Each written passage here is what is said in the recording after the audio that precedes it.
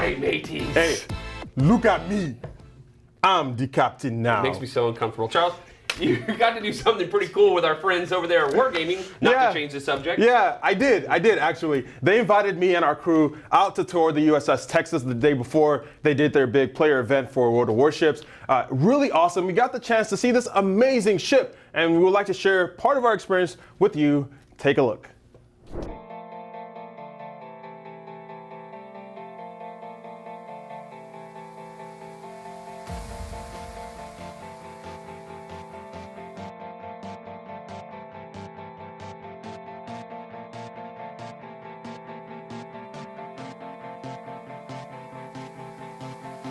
World of Warships is a naval warfare game that puts you in the captain's seat of a warship of the past. One of those warships is the Battleship Texas. Wargaming, the creators of World of Warships, invited us out for a tour of the ship, and we couldn't pass it up.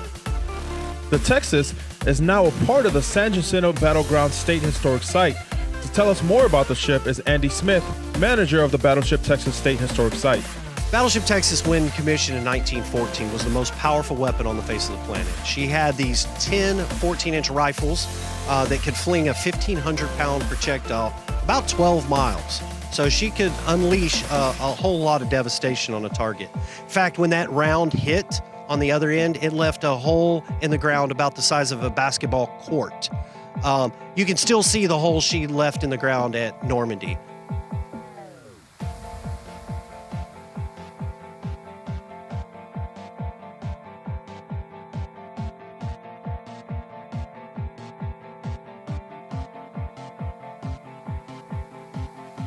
Between 1942 and 1944, she was ramping up for probably her biggest action, which was the invasion of Normandy, so D-Day. And she was one of the ships there to provide the gunfire support. She supported Omaha Beach and Pointe du Har, and was very instrumental in the success of those landings. All that firepower is hard to imagine.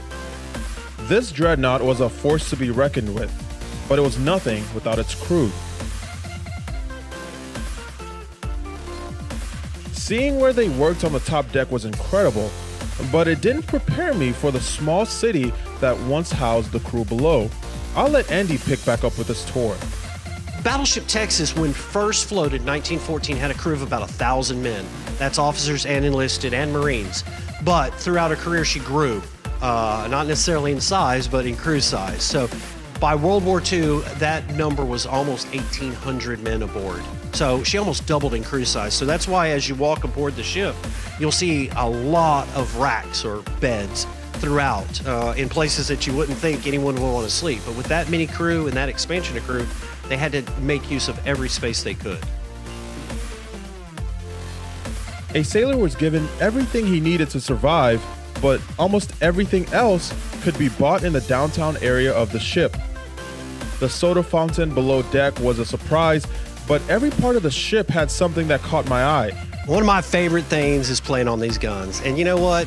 Everyone loves to come play on the guns. Since 1948, when the ship came here, we have pictures of generations of people playing on the guns. But you know what's more fun than playing on these guns? Going home and playing the ship in World of Warships. It is awesome, and they've done so much to help this ship out.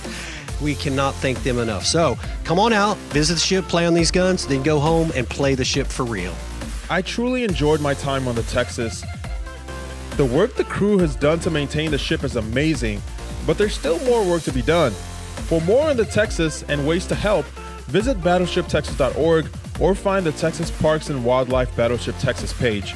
Once again, we have to thank our friends at Wargaming for this amazing experience and look forward to covering World of Warships on a later episode. Well, that about does it for this episode of The Meta. Charles, I'm really kind of jealous that you got to spend an entire freaking show on a battleship. It was cool. But lucky for you, it's a public park. Go visit, donate. That's Our right. public parks really need your help. This PSA brought to you by Chuck, the friendly forest hamster, who also is the sponsor of this week's episode. I really hope we have a graphic of Chuck.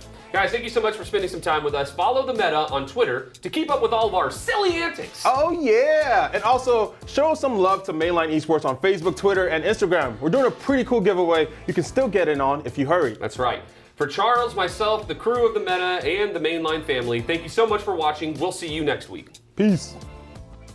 Okay, 3, 2, not even close. Ahoy, mateys! Charles, you got to do something special that was pretty cool with our friends over at Wargaming. But with every new big boy tournament, they have oh man. Oh, that was close. Yeah. That about does it for our episode of the Meta. That about does it here for, no. Well, that about does it here for this episode of the Meta. Should I mention the reason I'm wearing the hat? Because I look like a 6-year-old. All right, let's go. We Why are are you wearing a recording hat, Buck? on Because that, I look right? It's like still a rolling. whore. Julio. Oh shit. No. We got that on. We got that. Turning fire on something takes them all. Can't have right this hill right now. It is just too dangerous.